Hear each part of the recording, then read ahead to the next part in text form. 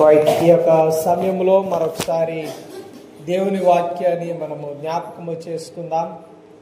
రెండవ వర్తమానముగా ఈ యొక్క ఉదయకాల సమయంలో మరొకసారి దేవుని వైపు మనము మన యొక్క హృదయాలను త్రిప్పుకుందాం. రైట్, ఒక మాటను చదువుకుందాం. పేతురు రాసిన మొదటి పత్రిక రైట్, రెండవ అధ్యాయము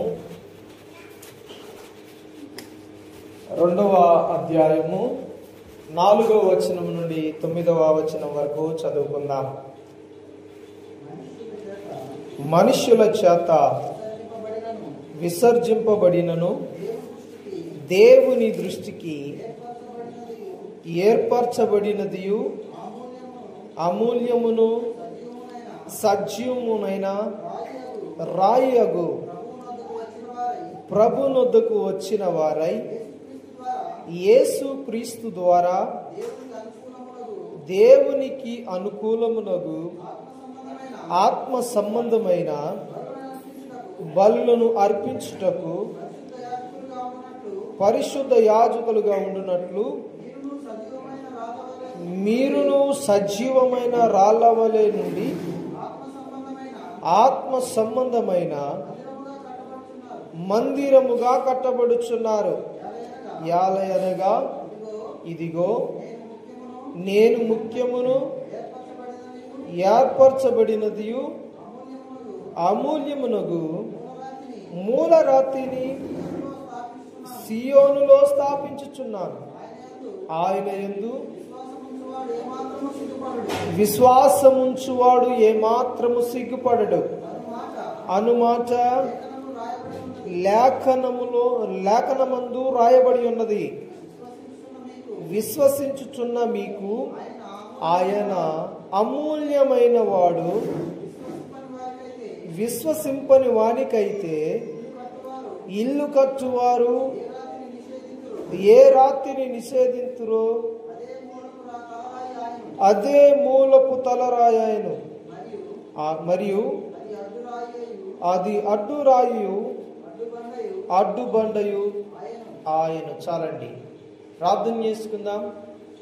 మహిమోన్నతుడా, జీవము కలిగిన దేవా, మరొకసారి నీ వాక్యాన్ని మేము ధ్యానిస్తూ ఉన్నాం. మీరే తోడుండండి. నీ మాటల చేత నన్ను, నీ పిల్లలను మీరు బలపరచండి. నీ మాటయే మాకు జీవమునిచ్చేది, బ్రతికించేది. కనుకనే ప్రభువా, ఈ వార పర్యాంతము ప్రభువా నీ మాట చేత మేము కట్టబడి రానున్న వారములో కూడా మేము ప్రవేశించడానికి మీరు కృప చూపించారు, క్షేమాన్ని ఇచ్చారు. అదే రీతిగా నీ వాక్యాన్ని నెమరు వేసుకుంటూ ఆయా మరలా నీ వాక్యము చేత కట్టబడుతూ ఆయా నూతన జీవము కలిగి మేము ముందుకు నడవడానికి కృప చూపించమని ప్రార్థన చేస్తూ యేసు క్రీస్తు నామములో ప్రార్థించి అడిగి వేడుకొనుచున్నాం పరమ తండ్రి, ఆమేన్. దేవునికి స్తోత్రం. చక్కని విషయాన్ని మనం ఇక్కడ చదివి ఉన్నాం. పేతురు రాస్తూ సంఘములతో మాట్లాడుతున్న మాట మరొకసారి మన ఆత్మీయ జీవితాలకు అవసరమైన మాట. హల్లెలూయా, దేవునికి స్తోత్రం. జాగ్రత్తగా వినడానికి ప్రయత్నం చేద్దాం. వాక్యము చాలా విలువైనది, మరలా మనం వెతికినా దొరకదు.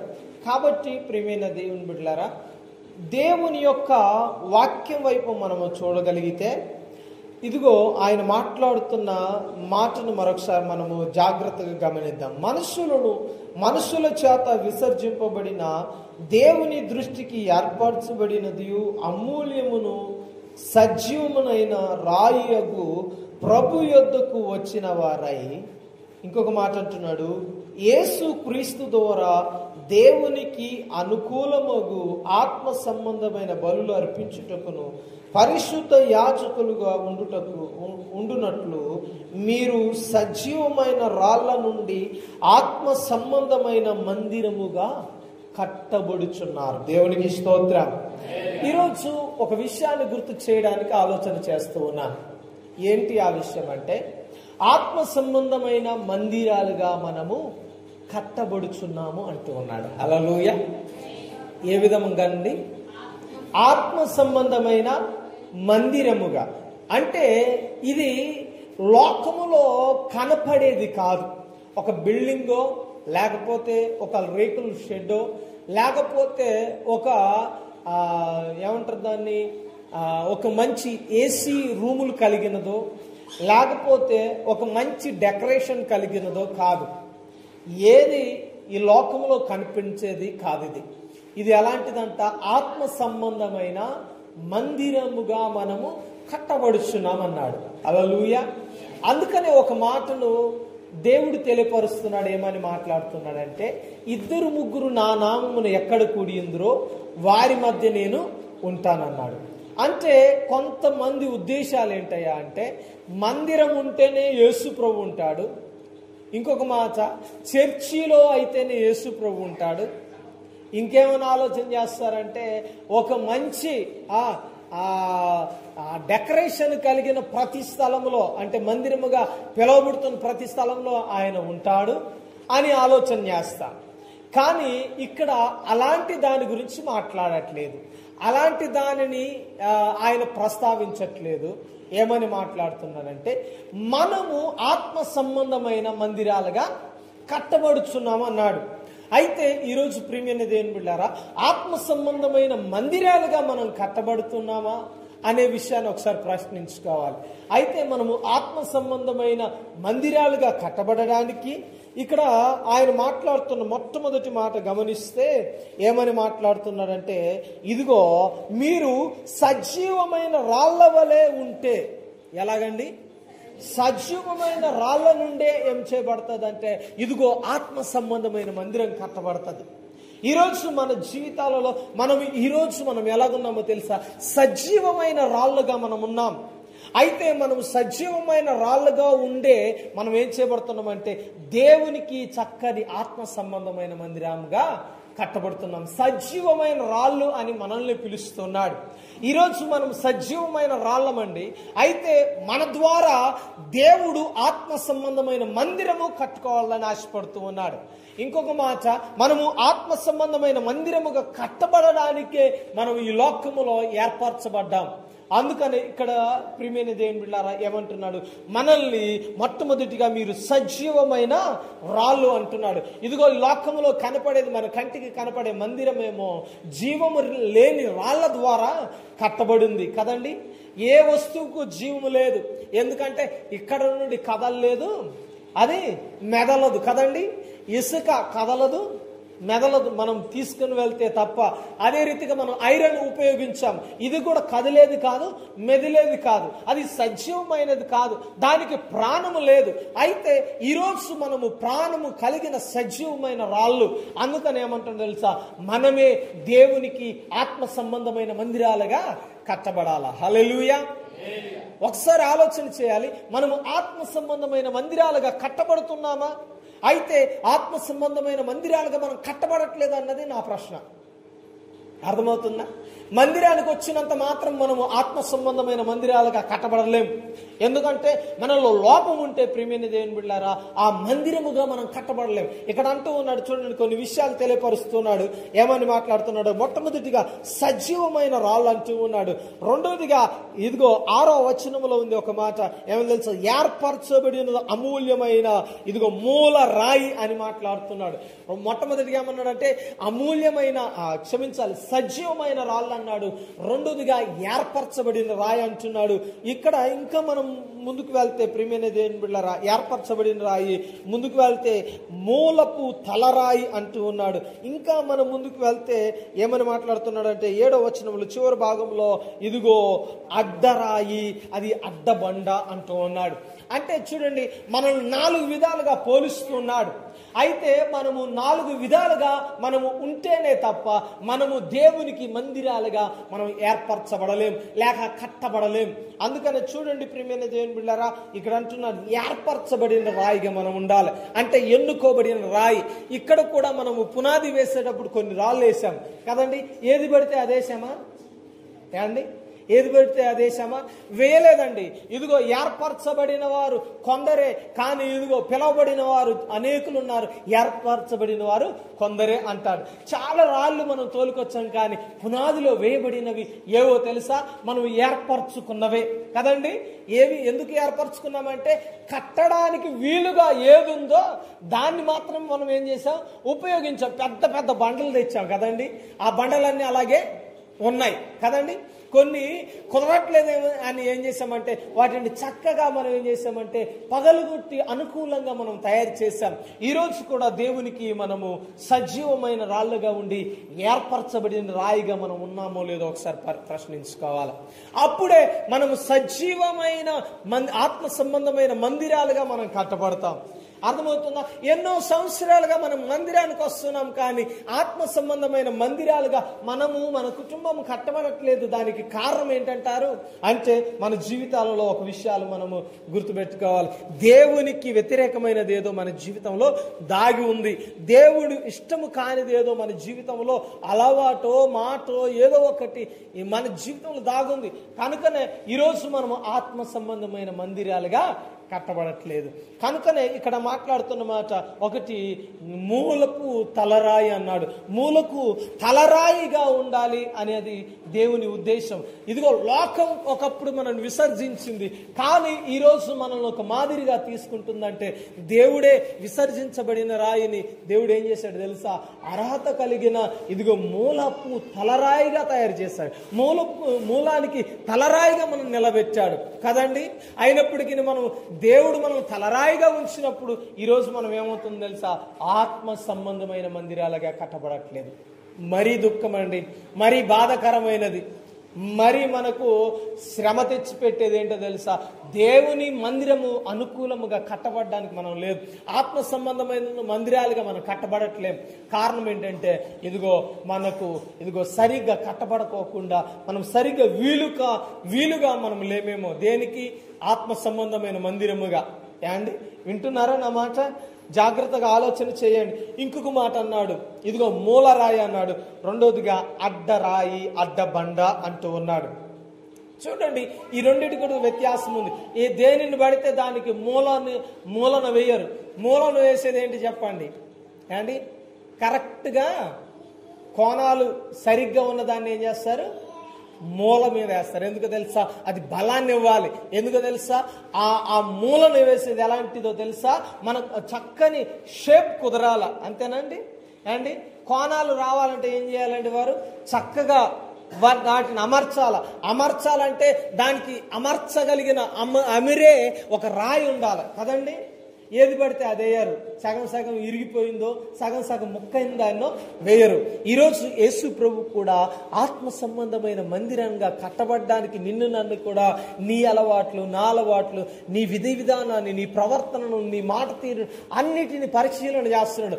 లోకములో నువ్వు ఎలాగున్నావో కూడా పరిశీలన చేస్తున్నాడు. నువ్వు ఎలా జీవిస్తున్నావో కూడా పరిశీలన చేస్తున్నాడు. మనకిష్టం వచ్చినప్పుడేమో దేవునికి అనుకూలంగా ఉంటున్నాం, ఇదిగో మనకు కష్టం వచ్చినప్పుడేమో మనకిష్టం వచ్చినట్టు బ్రతుకుతూ ఉన్నాం కదండి. కొన్నిసార్లు చూడండి, చాలా మంది కష్టం వచ్చినప్పుడు దేవుని వైపు చూస్తున్నారు, ఇదిగో మంచిగా ఉన్నప్పుడు మాత్రం దేవుని వైపే చూడలేకపోతున్నారు. అలాంటి వారు నిజంగా దేవుని మందిరముగా కట్టబడతారా అంటే ఆత్మ సంబంధమైన మందిరానికి కావలసింది ఏంటో తెలుసా?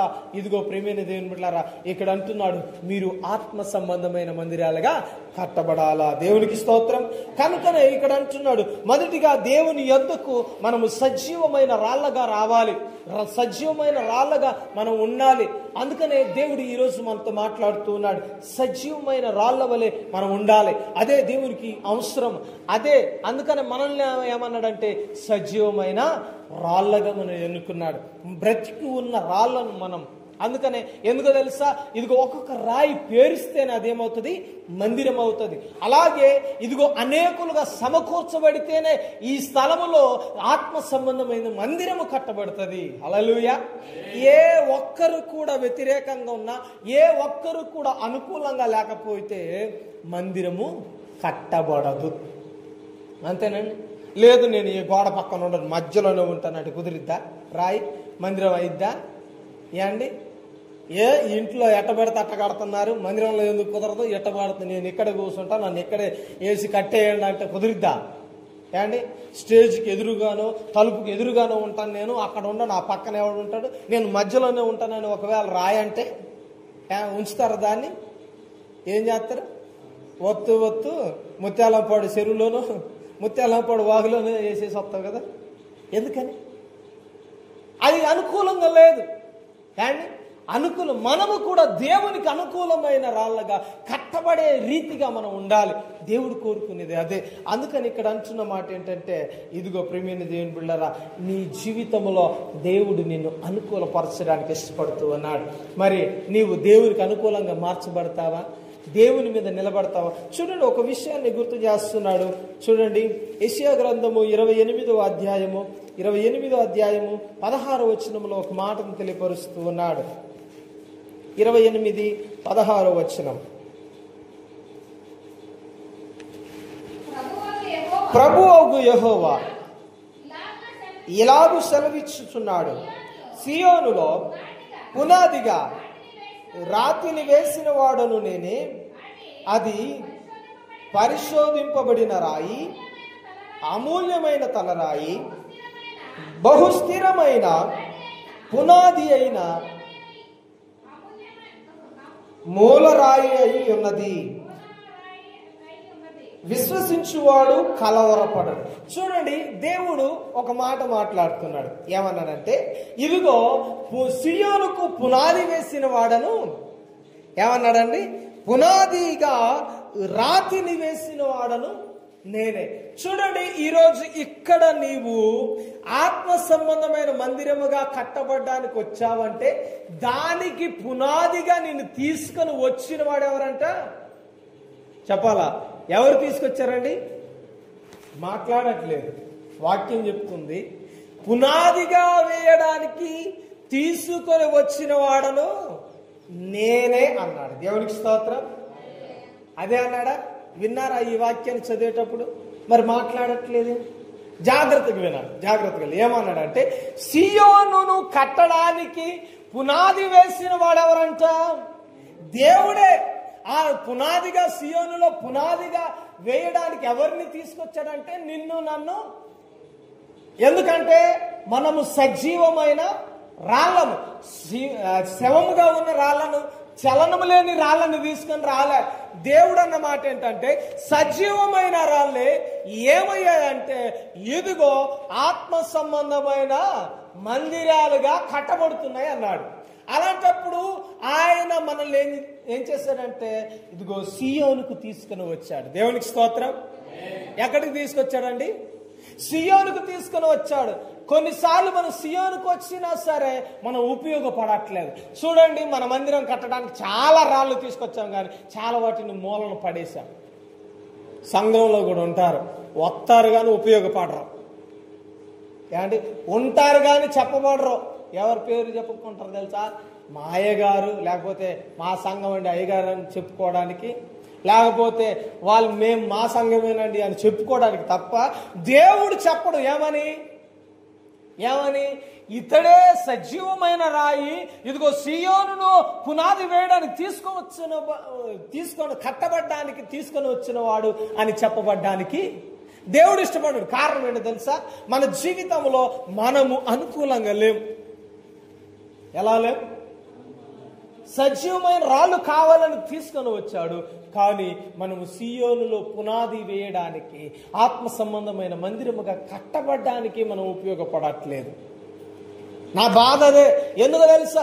సంఘంలో అనేకులు ఉంటారు, కానీ చలనము లేని వారిగా మనం ఉంటాం. ఏమండి, అనేకులు ఉంటూ ఉన్నాము, కానీ మన జీవితంలో పరివర్తన ఉండట్లేదు. ఏమండి, వాక్యం వింటున్నాం, కానీ పరివర్తన ఉండట్లేదు. ఏమండి, ఎలా చెప్తే మరి వాక్యం నీకు అర్థమైద్ది? ఏమండి, ఇంతకుముందు అర్థమయ్యేదే, కానీ ఇప్పుడే వ్యర్థమవుతుంది నీకు. అంతేనా? ఇంతకుముందు ఎలాగ అర్థమయ్యేదంటే, అమ్మ ఇంటికి వెళ్ళి ఏమని చెప్పుకునేది తెలుసా? భార్య భర్తలు ఇద్దరు కలిసి మాట్లాడుకునేవారు. అబ్బా, వాక్యం ఈరోజు ఎంత బాగుందండి, ఎంత చక్కగా నాతో మాట్లాడిందండి వాక్యం అని. కానీ ఈరోజు వాక్యం వినడానికి ఒక్కొక్కసారి మనకు నిద్ర వస్తుంటుంది, ఒక్కొక్కసారి బాధ వేస్తుంటుంది, ఇంకొకసారి ఏమవుతుంటుంది, తల పట్టుకుంటుంటాం, ఫోన్ పట్టుకొని బయటికి అట్టా గుడ్డెద్దు తిరిగినట్టు తిరిగి వస్తుంటారు. కారణం ఏంటో తెలుసా? కొన్నిసార్లు మన జీవితాలలో మనమే దేవునికి ఇగో సియోనులో కట్టబడడానికి లేవు, సియోనులో కట్టబడడానికి అనుకూలంగా లేవు. అందుకని ఏమన్నా తెలుసా? ఇదిగో లోకం విసర్జించింది, నేను మూలకు తలరాయిగా ఉంచుదానని నేను ఇక్కడ తీసుకొని వచ్చాను. కానీ ఇప్పుడు ఏమవుతున్నావు తెలుసా? చిన్నగా పునాదిలో నుండి బయటికి విసిరివేయబడుతున్నావు. కనుకనే నువ్వు ఆత్మ సంబంధమైన మందిరముగా కట్టబడట్లేదు అన్నది దేవుని యొక్క ప్రశ్న. ఏమండి, మరి ఏదైతే ఉందో దాన్ని తొలగించుకోవాలి, ఏదైతే మనలో సరి చేసుకోవాలో దాన్ని సరి చేసుకోవాలి. అందుకనే ఇక్కడ అంటూ ఉన్నాడు చూడండి, పునాదిలో వేయడానికి, ఇదిగో పునాదిలో నేను ఉపయోగించుకోవడానికి దేవుడు తీసుకుని వచ్చాడు, సియోనికి తీసుకుని వచ్చాడు. సియోన్ అంటే ఏంటో నీకు తెలియదు. తెలియని సమయంలో కూడా సియోనికి నిన్ను తీసుకుని వచ్చాడు. ఆ సియోనులో నువ్వు కట్టబడితేనే నువ్వు ఎక్కడుంటావో తెలుసా? ఇదిగో ఆయన కుడిపార్శ్వమందు నువ్వు కూర్చోగలుగుతావు. దేవునికి స్తోత్రం. కాబట్టి ప్రియమైన దేవుని బిడ్డలారా, ఇక్కడ అంటూ ఉన్నాడు, పరిశోధించబడిన రాయి, అమూల్యమైన తలరాయి. ఇంకొక మాట అంటున్నాడు తెలుసా?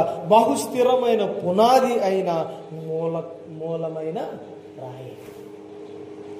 ఈరోజు మనల్ని ఏమంటున్నాడు? ఎంత చక్కగా వివరిస్తున్నాడు చూడండి. అమూల్యమైన రాయి అంటున్నాడు మనల్ని. ఇదిగో పునాదికే ఒక మూలరాయి అయి ఉండమంటూ ఉన్నాడు కదండి. పునాది లేకుండా మనం స్థిరంగా నిలబడలేం. పునాది లేకుండా మన జీవితంలో ఎంత మాత్రం ఉపయోగకరంగా ఉండలేం. కారణం ఏంటో తెలుసా? మన జీవితంలో వ్యర్థమైనవి బాగా నిండిపోయి ఉన్నాయి. అందుకనే మనము పునాదికి ఉపయోగపడట్లేదు. అండి, నీ హృదయంలో ఎంత వ్యర్థత ఉందో, నీ కళ్ళల్లో ఎంత వ్యర్థత ఉందో, అండి వాక్యము వినకుండా మన చెవులలో ఎంత వ్యర్థం ఉందో. అండి, లోక సంబంధమైన వాటికైతే గంటలు గంటలు మనం గడుపుతూ ఉంటాం కదా. లోక సంబంధంగా కట్టబడ్డానికి ఎన్నో ప్రయత్నాలు చేస్తుంటాం కదా. మన జీవితాలలో చూడండి, ఒక పెద్ద మనిషిగా, ఒక నాయకుడిగా, లేకపోతే ఒక మంచి వ్యక్తిని అనిపించుకోవడానికి మనం ఎంతో ప్రయత్నాలు చేస్తుంటాం. కానీ వాక్యం చెప్తుంది ఏంటో తెలుసా? నీవు వాక్యము చేతనే ఇదిగో సియోనులో కట్టబడతావు, సియోనులో ఉంటావు. లేకపోతే ఎక్కడ ఉంటావు తెలుసా? బయట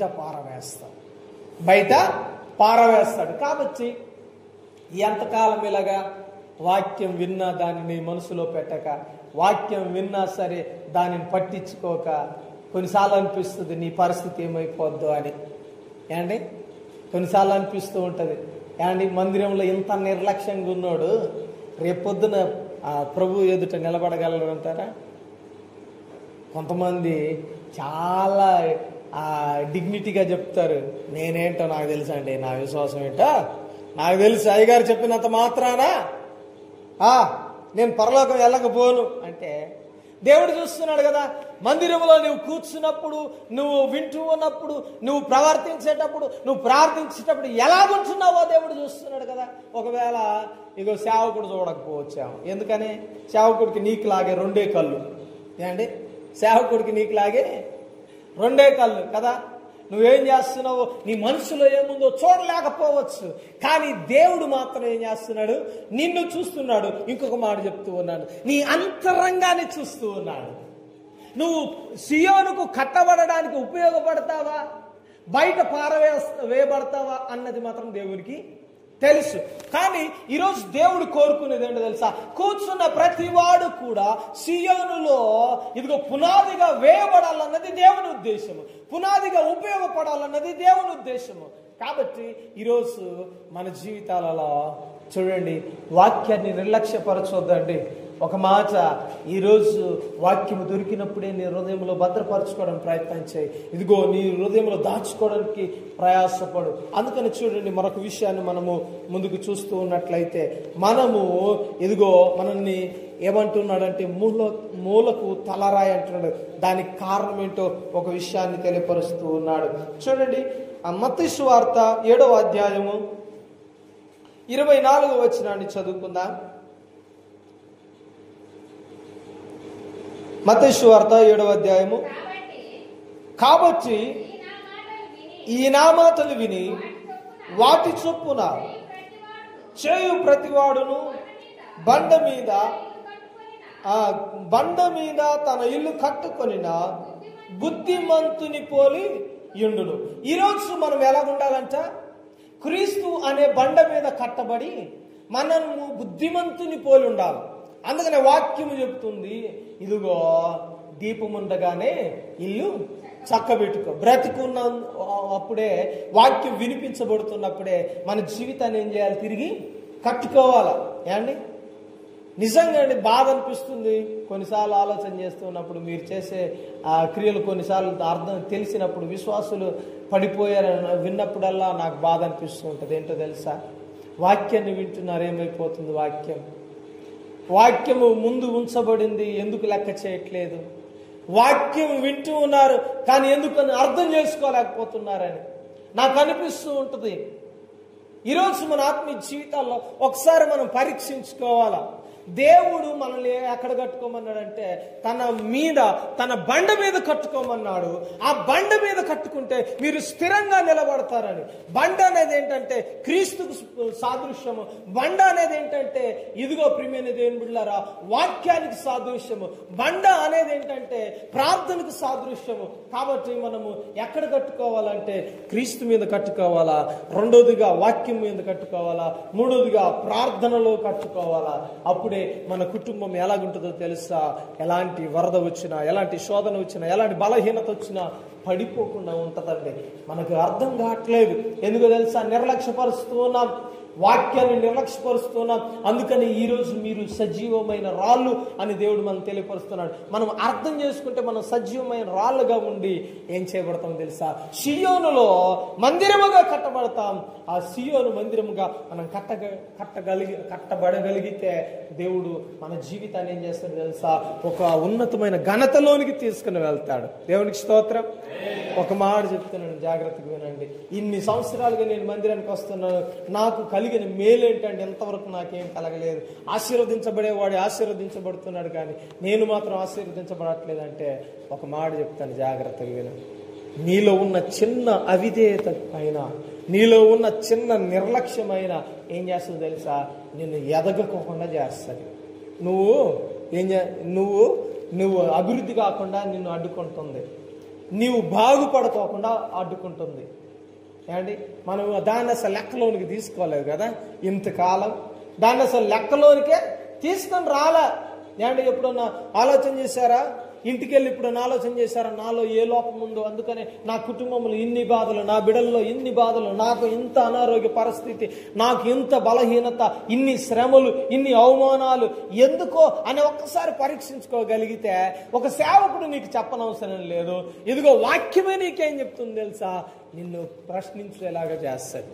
ఒకసారి నువ్వు హృదయపూర్వకంగా ఆలోచన చేయగలిగితే, ఎందుకని నా స్థితి ఇలాగే ఉంటుంది, ఎందుకని ఎంత కష్టపడ్డా, ఎన్ని వేలు కనపడుతున్నా వాటిని మిగుల్చుకోలేకపోతున్నాను, ఎంత వ్యవసాయం చేసినా, ఎంత డబ్బు సంపాదించినా ఎందుకని చిల్లుపడినా సంచిలో వేయబడినదిగానే ఉంటూ ఉన్నది.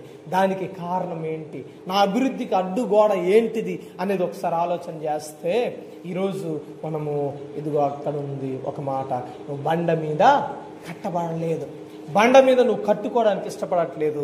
రెండోదిగా నీవు క్రీస్తు కొరకు ఆత్మ సంబంధమైన మందిరముగా కట్టబడట్లేదు. ఆయన అడిగే మాట అదే.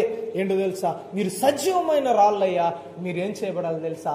ఆత్మ సంబంధమైన మందిరాలు కట్టబడాలి. హల్లెలూయా. మన కుటుంబం ఆత్మ సంబంధమైన మందిరంగా కట్టబడాలి. ఆయన కోరుకునేది అదే. ఆయన ఆశించేది ఏం లేదు. ఎందుకంటే మొన్నటి దినాన్ని మనం ఒక మాట మాట్లాడుతున్నాం, ఏంటంటే మనమే క్రీస్తు యొక్క ఆస్తి అని మాట్లాడుతున్నాం కదా. ఆ ఆస్తి వ్యర్థంగా పాడైపోవడం ఆయనకి ఇష్టం లేదు. లేకపోతే ఆ ఆస్తిని కాపాడుకోకుండా ఆయన చూసే దేవుడు కాదు.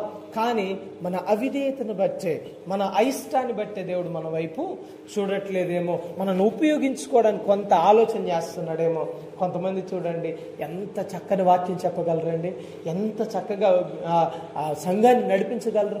అయినప్పటికీ వారికి సేవకుడుగా గుర్తింపు లేకపోతుంది. సేవకుడుగా అతడు సేవ చేయలేకపోతుంటూ ఉంటాడు కదండి. ఎక్కడైనా చూసారా?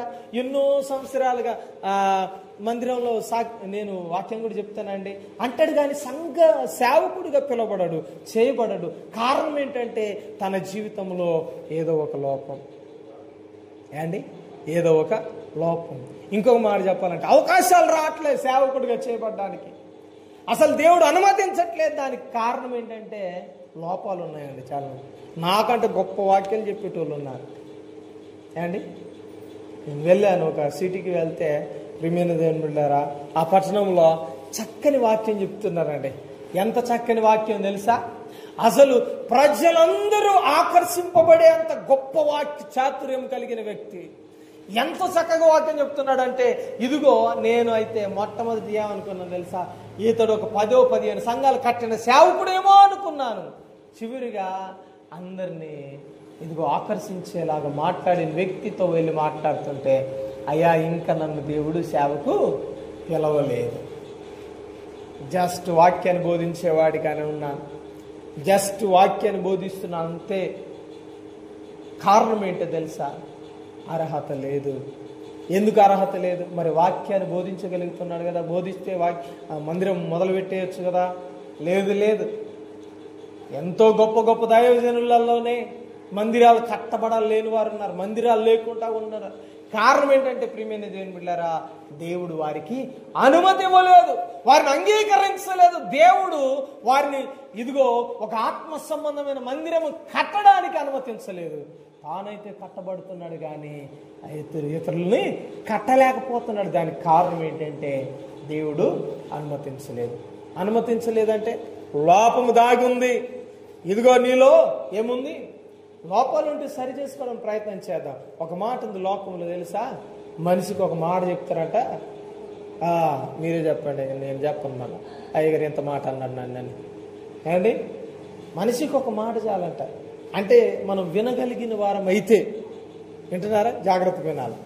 మనము అర్థం చేసుకోగలిగిన వారం అయితే కుటుంబంలో కానీ కుటుంబ వ్యవస్థను కానీ, అర్థమైందా? కేవలం ఆత్మ సంబంధంగాను లేకపోతే ఈ సంఘపరంగాను చెప్పట్లేదు. మీ పర్సనల్, మీ లైఫ్స్ కావచ్చు, మీ ఫ్యామిలీ జీవితాలు, మీ కుటుంబ వ్యవస్థను కావచ్చు, ఒక మాట నువ్వు అర్థం చేసుకోగలిగితే, నువ్వు పట్టుకోగలిగితే, ఒక్క మాటతో నేను ఈ కుటుంబాన్ని చక్కగా కట్టుకోగలవు. లేకపోతే భార్య చెప్పినా వినవు, భర్త చెప్పినా వినవు, తల్లిదండ్రులు చెప్పినా వినవు. ఎలా తిరుగుతావో తెలుసా? లోక సంబంధంగానే తిరుగుతావు. ఎలా ఉంటుందో తెలుసా? నీ యొక్క గృహము ఒక భయంకరమైన ఆ సాతాను స్థావరంగా మార్చబడుతుంది. కారణం ఏంటంటే ఇప్పుడు అర్థం కాదు అండి. అర్థమైద్దా అండి? నిజంగా మా తల్లిదండ్రులు ఇప్పుడు ప్రతిసారి చెప్పేది మా అమ్మ ఇష్టం వచ్చినట్టు తిరుగుతూ ఉన్నప్పుడు. అప్పుడు అర్థమయ్యేది కాదు. అర్థం చేసుకోవడానికి చాలా సంవత్సరాలు బట్టి. నేనేమంటానంటే అప్పుడు నేను ప్రభువుని అంగీకరించలేదు కాబట్టి నాకు అర్థం కాదు. ఈరోజు నువ్వు ప్రభువుని అంగీకరించున్నావు కదా, ప్రభుతోనే సాహసం చేస్తున్నావు కదా, ప్రతి క్షణం దేవుడు నిన్ను కట్టడానికి ఇష్టపడుతున్నాడు కదా. అలాంటప్పుడు కూడా నువ్వెందుకని సరి చేసుకోవడానికి ఇష్టపడవు అండి? నేనైతే ఇప్పుడు నాకు కలిగే ఫీలింగ్ ఏంటంటే, కొన్నిసార్లు ఎవరైనా ఒకవేళ ఏదో లోపం ఉందని చెప్పినప్పుడు అతని చేత చెప్పించుకునే స్థితికి దిగజారిపోయానా, అయితే ఇంకోసారి కనపడకూడదు ఆ లక్షణం నాలని నేను సరి చేసుకుంటాను, వెంటనే సరి చేసుకుంటానండి.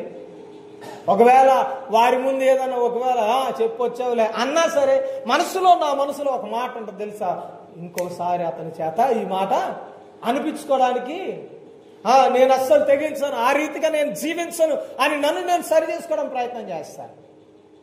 అందుకనే ప్రియమైన దేవుని బిడ్డలారా, ఎక్కడికి వెళ్ళినా మొదటిసారి వెళ్తే అయ్యా నాలో ఏదైనా లోపం ఉంటే చెప్పొచ్చు మీరు ఫ్రాంక్గా, పర్లేదు సరి చేసుకుంటాను అని చెప్తాను నేను.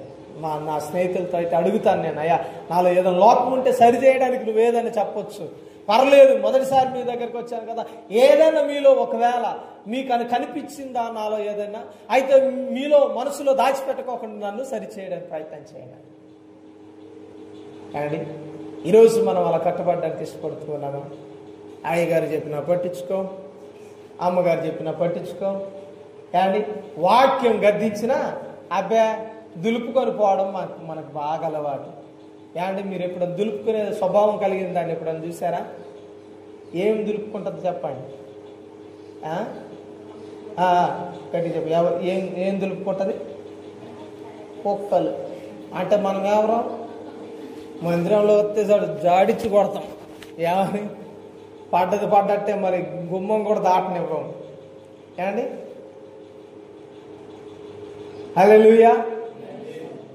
యేసయ్య గారు వింటున్నారా? గుమ్మం కూడా దాటనేమో. ఏ గుమ్మం? అది మందిరమే. ఇంటి గుమ్మం అనుకునేరు. ఇంటి దాకా మోసుకెళ్ళాం కదా అయ్యగారు, గుమ్మంలో దులిపితే ఏమైందిలే, ఇంటికాడే ఉంటుందిలే అంటే లేదు లేదు. ఎక్కడ దులుపుకుంటున్నారో తెలుసా? మందిరంలోనే దులిపేస్తున్నారు. నిలబడటమే, దులుపుకుంటే నిలబడతారు. ప్రార్థన చేయండి, ఒప్పుకోలు ప్రార్థన అంటే చేస్తారా? ఆమెనన్నా తోడు ఒక్కొక్కరు లేచి వెళ్ళిపోతూనే ఉంటారు. ఒప్పుకోలు ప్రార్థన చేయాలండి.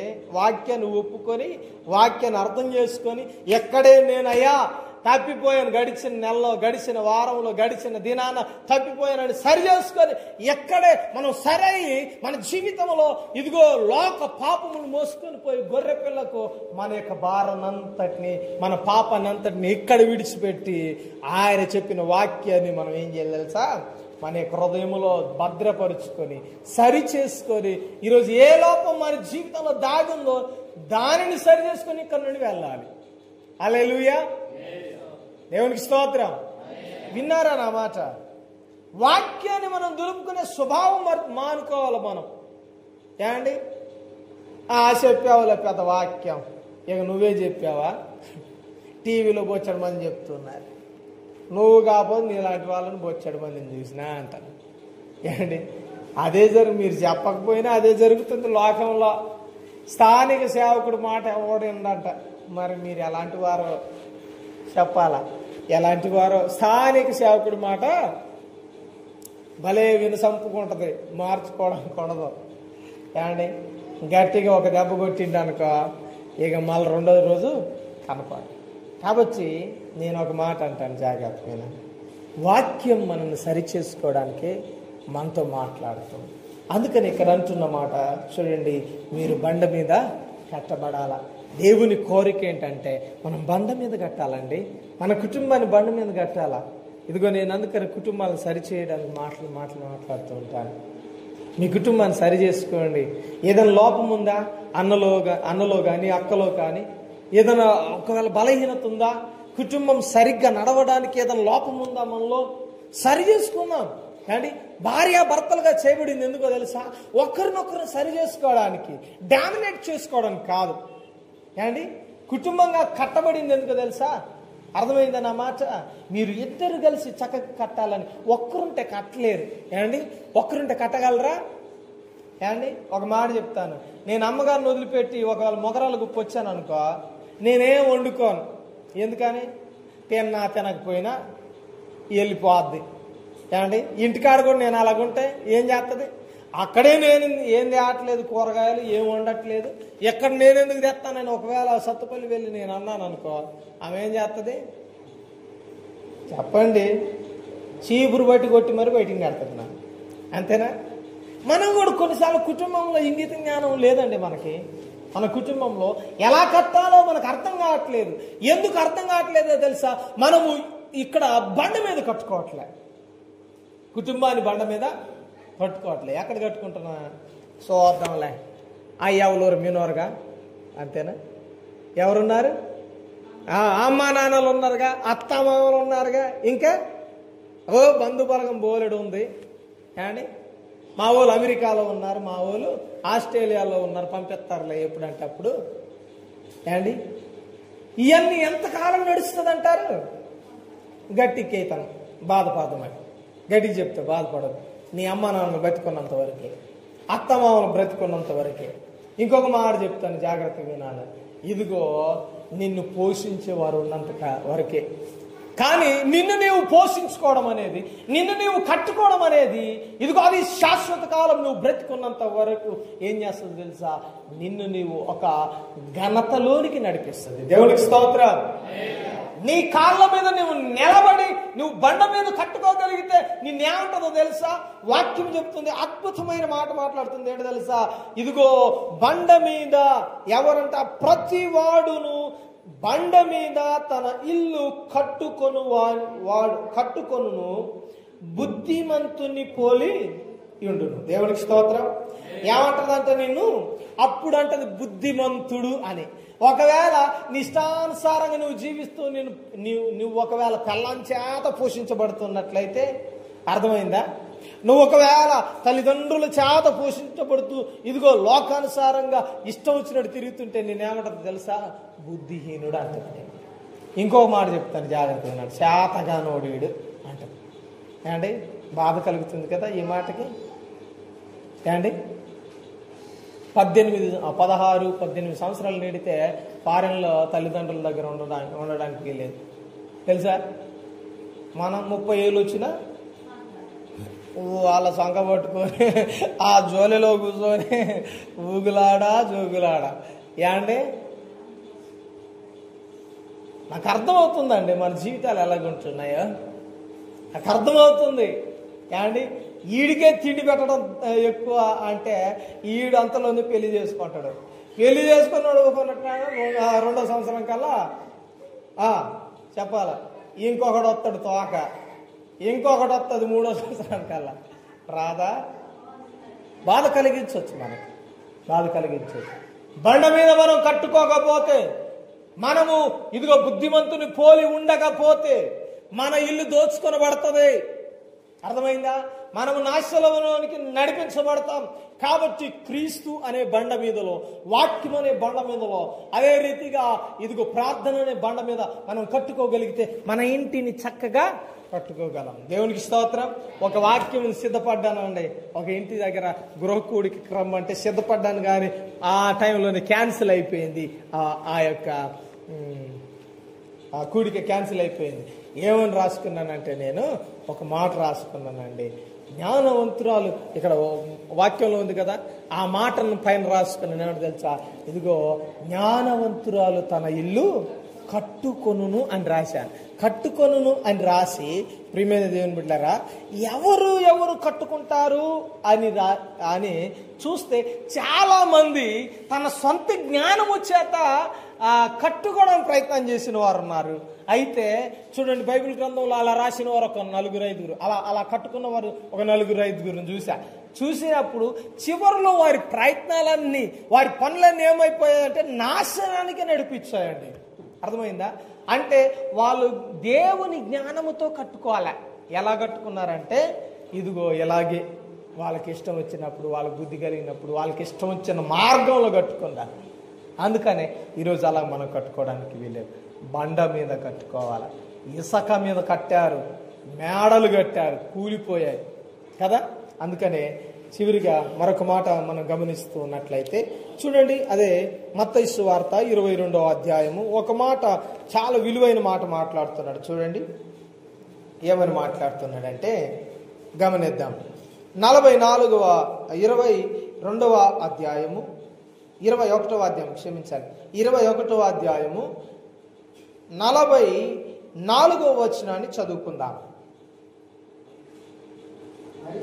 మరియు ఈ రాత్రి మీద పడువాడు తొనకలైపోవును, కానీ అది ఎవని మీద పడునో వానిని నలిచేయునను. చూడండి, జాగ్రత్త వినండి ఈ మాట. రెండు కనపడతాయి. ఒకటి తొనకలైపోవును, 2 నలిచేయును అని ఉంది. అయితే జాగ్రత్త వినాలి. ప్రభువు మనకు ఒక గొప్ప పాఠాన్ని నేర్పడానికి ఈ వచనాన్ని మనకు చూపిస్తున్నాడు. ఏమని మాట్లాడుతున్నాడు అంటే, ఎవరైతే ఆ బండ మీద పడతారో, ఆ రాతి మీద పడతారో, చూడండి జాగ్రత్తగా వినండి జాగ్రత్తగా వినండి ఈ మాట. ఒకటి బండ మీద పడ్డవారు, రెండోదిగా ఎవరి మీద బండ పడిద్దో ఉందా. ఒకటి ఏమన్నాడంటే ఈ బండ మీద పడువారు అని ఉంది, తొనకలైపోతారు. ఇంకొక మాట ఉంది చూడండి, అది ఎవని మీద పడునో అని ఉంది. అర్థమైంది నా మాట. మనము ఒకవేళ బండ మీద పడితే మనకు ఉపయోగం. 2 బండ మన మీద పడితే ఏం చేస్తుందంట? నలిచేయును అని ఉంది. ఇంకొక కామెంటరీలో ఎలాగుందో తెలుసా ఈ మాట? పొడి చేయును అని ఉంది. ఏమనుంది? ఏం చేస్తుందంట? ముక్కలు ఉపయోగపడతాయా, పొడి ఉపయోగపడుతుందా? బండ ఇప్పుడు ముక్కలు అయింది అనుకోండి, ఉపయోగపడుతుందా? పొడి చేస్తే ఉపయోగపడుతుందా? ఏమండి, అంతేనా? బండను ముక్కలు చేయమంటే పొడి చేశారా మీరు? ఏం చేశారు? ఏ సైజు అయ్యగారు? ఈ సైజా, ఈ సైజా? ఏ సైజు చెప్పండి అని అడిగి ఏం చేశారు మీరు? ఆ బండను చక్కగా. అయితే మనము ఆ బండ మీద, ఆ రాతి మీద పడితే మనల్ని ఏం చేస్తుందంట? తనకు అనుకూలమైన ముక్కలుగా తయారు చేస్తుంది. ఏమన్నాడంటే తునకలైపోవును. ఆ తునకలైన ఆ సమయంలో ఎలాగుంటుంది మనకి చెప్పాలా? ముక్కలైతే ఎలాగుంటుందండి? బాధ కలిగిద్దా కలగదా? చెప్పరేంటి? ఏమండి, ముక్కలు చేస్తే బాధ వస్తుందా రాదా? ఏమండి, బాధ కలిగిద్దా? అయినా ఆ బాధాకరమైనది మనము భరించగలిగితే, ఎందుకంటే అది బాధాకరమైనప్పటికీ అది మనలో ఇష్టం లేని ప్రతిదానిని తొలగిస్తుందంట. దేవునికి స్తోత్రం. ఏం చేస్తుందండి? ఇష్టం లేనిదంటే, ఒకవేళ వంకరగా ఉన్నావా అయితే వెంటనే కొలుస్తాడు. ఓ ఇది ఉంది వంకరగా, దీన్ని ముక్కలు చేయాలి. ఆయన తాపి మేస్త్రి దగ్గర చూసారా? ఇదిగా ముక్కై అంటాడు. ముక్కి అన్నప్పుడు ముక్కలేదండి అంటే, ఇంకో ఆ పెద్దదాన్ని ఏం చేయి, ముక్కలు చేయి అంటాడు. మనం ముక్కలు చేసినా సరే ఆయనకు నచ్చదు, అక్కడ అమర్చబడదు. అందుకని వెంటనే ఏం చేస్తాడు?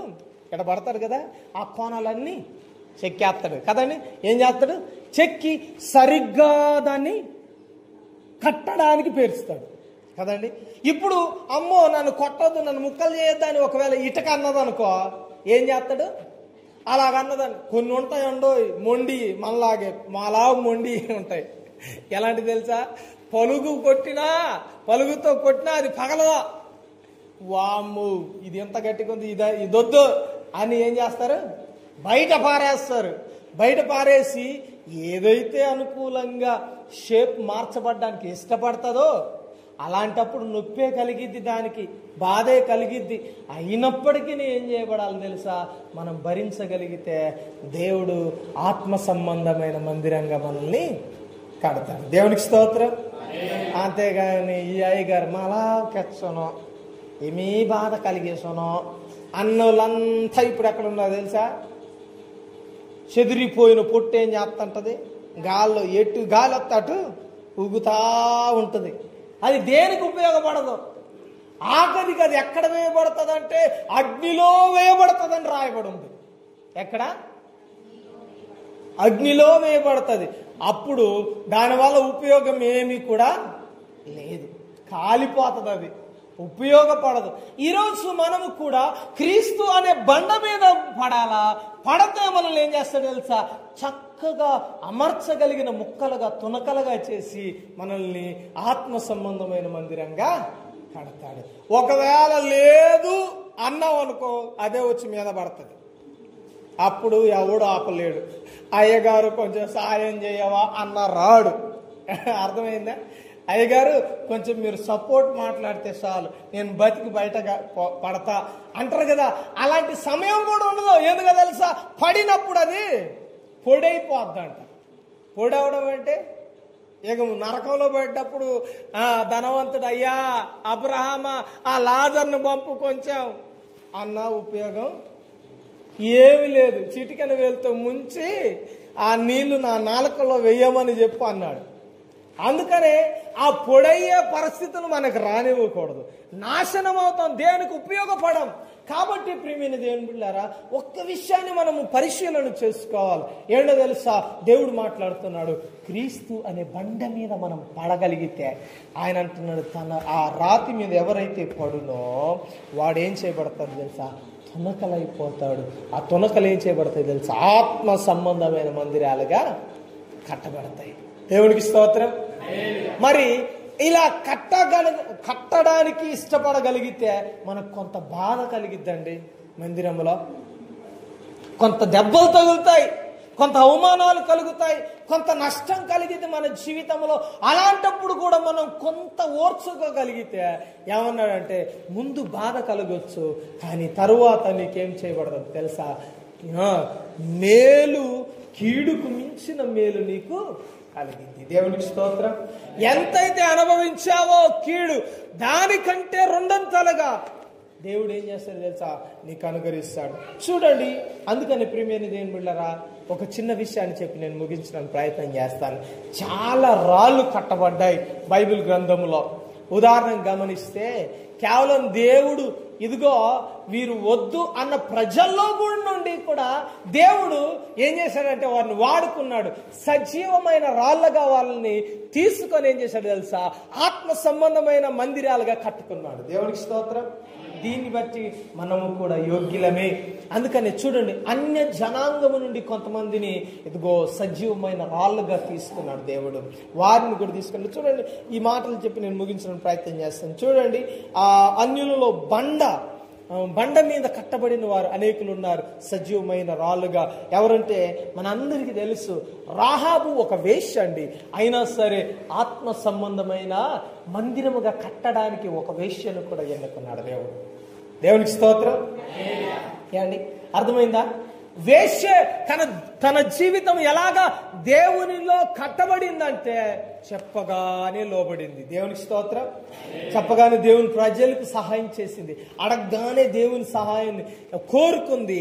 ఇంకొక మాట చెప్పాలంటే దేవుడేంటో తెలుసుకుందండి. దేవుడేంటో తెలుసుకుంది. అందుకని ఏమంటుంది తెలుసా, మీ దేవుని గురించి విన్నప్పుడు ఈ మా ప్రజలు, మా రాజు, మా యొక్క ఆ జాతి వారందరూ ఏం చేశారు తెలుసా, వారి గుండెలు అవిసిపోయాయండి. వారు భయంతో, మరణ భయంతో వణుకుతున్నారు అంటూ ఏమన్నదో తెలుసా, అయ్యా మీరేం చేయాలంటే నాకు ఒక సహాయం చేయండి. నేను మీకు చేసిన మేలును మర్చిపోకుండా మీరేం చేయాలి తెలుసా, ఒక సహాయం చేయాలి. ఏం చేయాలి తెలుసా, మీరు ముట్టడి వేసినప్పుడు నన్ను కూడా మీ ప్రజలతో కలుపుకోమంది. దేవునికి స్తోత్రం. నా ఇంటి వారికి రక్షణ కల్పించండి, మీ దేవునికి మొరపెట్టండి అన్నది. దేవునికి స్తోత్రం. అబ్బా, మనం ఇప్పుడు చెప్పామా? అండి, బాధ కలిగేదాకా మన నెత్తి మీద వచ్చేదాకా రాలే అండి కదండి. కొన్నిసార్లు మన ఆత్మీయ జీవితాల్లో మనం కొన్నిసార్లు మర్చిపోతూ ఉంటాం. దేవునికి కాకుండా ఎవరికో చెప్పుకుంటూ ఉంటాం మన బాధలు. దేవునికి కాకుండా ఎవరినో ఆధారం చేసుకుంటుంటాం కొన్నిసార్లు. అందుకనే దేవుడు మాట్లాడుతున్నాడు, ఇదిగో అన్యులైన వారిని ఎన్నుకున్నాడు, వారిని ఆత్మ సంబంధమైన మందిరాలు కట్టడానికి ఎన్నుకున్నాడు. రెండోదిగా చూడండి, ఇదిగో రూతు కూడా ప్రేమైన దేవుని బిడ్డలారా, మనకు తెలుసు మోయాబు స్త్రీ అంటే నిజంగా ఆ స్త్రీలు క్షమించాలి, ఆ జాతి ప్రజలు ఎలాంటి వారో తెలుసా, శపించబడిన వారు. మోయాబులు ఎవరు? శపించబడిన వారు. ఇంకొక మాట చెప్పాలంటే వారిని దేవుడు అసహ్యించుకున్నాడు. ఇంకొక మాట చెప్పాలంటే విసర్జించాడు. అలాంటి జాతి నుండి వచ్చిన ఈ రూతును దేవుడు ఏం చేశాడు తెలుసా, ఇదిగో తన వంశావళిలో కలిపాడు. అర్థమైందా? దేంట్లో కలిపాడండి? వంశావళి. అంటే యేసు క్రీస్తు రాకకు కూడా తనని ఏం చేశాడు తెలుసా, కలుపుకున్నాడు. దేవునికి స్తోత్రం. అందుకనే ఏమన్న మాట ఏంటి తెలుసా, నీ దేవుడే నా దేవుడు అన్నది. ఏమన్నదండి? నీ దేవుడే నా దేవుడు అన్నది. మొదటి స్త్రీ ఏమో ఏం చేసిందంటే దేవుని గురించి విన్నది, ఆయనే రక్షించగలిగిన వాడు అని నమ్మింది. రెండో స్త్రీ ఏం చేసింది తెలుసా, నీ దేవుడే నా దేవుడని నయోమితో ఒప్పుకుంది. నీ ప్రజలే నా ప్రజలు. అప్పుడే దేవుడు ఒక మాట అన్నాడు, ఏంటో తెలుసా, అయితే నీవు కూడా నా యొక్క ప్రజల్లో ఒకదానివి అని ఎన్నుకొని వంశావళిలో కలిపాడండి. బోయాజుకి ఇదిగో చూడండి, తన ఒక భార్యగా చేసి ఇదిగో యేసుక్రీస్తు రాకకు ఆమెను కూడా చేర్చాడు. దేవునికి స్తోత్రం. ఇంకా మనం గమనిస్తూ ఉన్నట్లయితే తామారు స్త్రీని కూడా ప్రియమైన దేవుని బిడ్డలారా, ఆమె కూడా అన్యురాలి, శాపగ్రస్తురాలు. ఎందుకు తెలుసా, ఎవరు పెళ్లి చేసుకున్నా చచ్చిపోతున్నారు. ఆమెను ఎవరు పెళ్లి చేసుకున్నా చచ్చిపోతున్నారు. అలాంటి స్త్రీని కూడా తన యొక్క బండగా వాడుకున్నాడు. ఆత్మ సంబంధమైన మందిరముగా కట్టుకున్నాడు. ఇంకొకటి మనం ముందుకు వెళ్తే ఇదిగో దావీదు జీవితంలోనికి వచ్చిన బెత్షెబా జీవితంలో కూడా ప్రియమైన దేవునిలారా, ఈమె ఇత్తీరాలండి. ఇత్తీరాలు ఈమె కూడా దేవుని ప్రజలుగా పిలువబడిన స్త్రీ ఏమి కాదు. అయినప్పటికీ నీ దేవుడు ఏం చేశాడు తెలుసా, తన ద్వారా ఇదిగో అద్భుతమైన రాజు రావడానికి, జ్ఞానం కలిగిన వ్యక్తి రావడానికి దేవుడు ఆమెను ఎన్నుకున్నాడు. ఇలాగ ఆలోచన చేస్తే వీరందరూ అన్య జాతి నుండి ఎన్నుకోబడి ఇదిగో దేవుని ప్రజలుగా పిలువబడి ఈరోజు సజీవమైన ఇదిగో ఆత్మ సంబంధమైన మందిరాలుగా కట్టబడుతున్నారు. దేవునికి స్తోత్రం. కాబట్టి వీరందరూ వచ్చారు. కానీ మనకిచ్చిన కృపను బట్టి మనం ఎంతో కాలంగా దేవుని వాక్యాన్ని వింటూ ఉన్నాం. కానీ మనము కట్టబడట్లేదు, మనం అనుకూలంగా లేదు. అందుకని ఈరోజు అనుకూలపరుచుకోవడానికి మనం ఏం చేయబడాలి తెలుసా? క్రీస్తు అనే బండ మీద పడాల. క్రీస్తు అనే బండ మీద మనము పడవేయబడాలా. క్రీస్తు అనే బండ మీద మనము నిలబడాలా. నిలబడగలిగితే దేవుడు ఏం చేస్తాడు తెలుసా? మనలో ఇష్టం లేనిదంతా తొలగించి ఏం చేస్తాడు తెలుసా? మనం చక్కగా ఆ యొక్క సియోను పునాదిగా వాడుకుంటాడు. అప్పుడు ఏం చేయబడతాం తెలుసా? మనము దేవుని మందిరముగా, ఆత్మ సంబంధమైన మందిరముగా కట్టబడతాం. దేవునికి స్తోత్రం. కాబట్టి ఆ రీతిగా కట్టబడడానికి ఇష్టపడిన వారు, అనుకూలముగా నేను మార్చబడాలి అని ఆలోచించేవారు దయచేసి మోకరించి ప్రార్థన చేయండి. ఈరోజు దేవుడు ఖచ్చితంగా మిమ్మల్ని ఏం చేస్తాడు తెలుసా? మీలో ఇష్టము లేనిది, ఇదిగో దేవునికి ఆయాసకరమైనది ప్రతిదీ తొలగించి నిన్ను నిలబెడతాడు. ఆత్మ సంబంధమైన మందిరాలుగా నిన్ను కడతాడు. ఎవరు బయటికి వెళ్ళవద్దు. వాక్యాన్ని విన్నాం, ప్రార్థన చేద్దాం. చిన్న ఒప్పుకోలు ప్రార్థన చేసి మనం ముగించిన తర్వాత మీరు మీ కాల కృత్యాలు తీర్చుకోవడానికి బయటికి వెళ్ళవచ్చు. ప్రార్థన చేసుకుందామా? ఒక మాట ప్రభువా, నాలో అయిష్టకరమైనవి, అయా తండ్రి ఆయాసకరమైనవి ఏమి ఉన్నప్పటికీ అయా తండ్రి వాటిని పూర్తిగా సమూలముగా తొలగించండి. ఎందుకంటే ఆత్మ సంబంధమైన మందిరాలుగా కట్టబడాలి అన్నది నీ ఆశ, కట్టబడాలి అన్నది నీ కోరిక. ఆ కోరికను నెరవేర్చడానికి ప్రభువా తండ్రి మేము మా జీవితాలను, మా కుటుంబాలను నీకు అప్పగించే భాగ్యాన్ని దయచే ప్రభు అని ప్రార్థన చేస్తావా? మౌనంగా ఉండడానికి కాదు, వాక్యం విన్నది నువ్వు పశ్చాత్తాపడడానికి. ప్రియమైన సహోదరి, ప్రియమైన సహోదరుడా, ఎంతకాలం కుటుంబాన్ని నిర్లక్ష్యపరుచి దేవునికి ఆయాసకరమైన తత్వం నీలో ఉంచి కుటుంబాన్ని కట్టక, నీ జీవితాన్ని కట్టక, ఇదిగో నీ బ్రతుకును క్రీస్తులో కట్టక ఎంతకాలం ఇలా జీవిస్తావు? సరి చేసుకో, బాగు చేసుకో. దేవుడు నీ కొరకే ఈరోజు మాట్లాడాడు, ప్రత్యేకంగా నీ గురించే మాట్లాడాడు. ఒకసారి మాట చెప్తావా? ప్రభువా, నేనే కదా నా ఇంటిని చక్కగా కట్టుకోవట్లేదు, నేనే కదా నీకు ఇష్టంగా నేను కట్టబడట్లేదు, నా ఇష్ట ప్రకారంగా నేను జీవిస్తున్నాను కదా అయ్యా, నేనేనయ్యా, నన్ను క్షమించమని అక్క నువ్వు అడగగలిగితే ఈరోజు కడతాడు నీ కుటుంబాన్ని. నిన్ను అన్నయ్య, ఈరోజు నీ కుటుంబాన్ని దేవుడు కట్టడానికి ఇష్టపడుతున్నాడు అన్న, సరి చేసుకుంటావా? సహోదరుడా, చలనం లేని వాడిగా ఉండకు. సహోదరి, చలనం లేని దానిగా ఉండకు. సరి చేసుకో, బాగు చేసుకో. కుటుంబాన్ని క్రీస్తు అనే బండ మీద కట్టుకో, వాక్యం అనే బండ మీద కట్టుకో, ప్రార్థన అనే బండ మీద కట్టుకో. ఈరోజు నిన్ను స్థిరపరచి అనేకులకి ఇదిగో మాదిరికరంగా నిలబెట్టడానికి దేవుడు ఇష్టపడుతున్నాడు. ప్రార్థన చేద్దామా? ఒక 2 నిమిషాలు మనల్ని మనం దేవుడికి సమర్పిద్దాం. ఎస్లా నా జీవితాన్ని కట్టు, నన్ను కట్టు ప్రభువా అని ప్రార్థన చేస్తావా? ప్రభువా, నన్ను కట్టడానికి వాక్యాన్ని పంపించావు, కట్టుకునే కృపను దయచే ప్రభువా అని ప్రార్థన చేయి.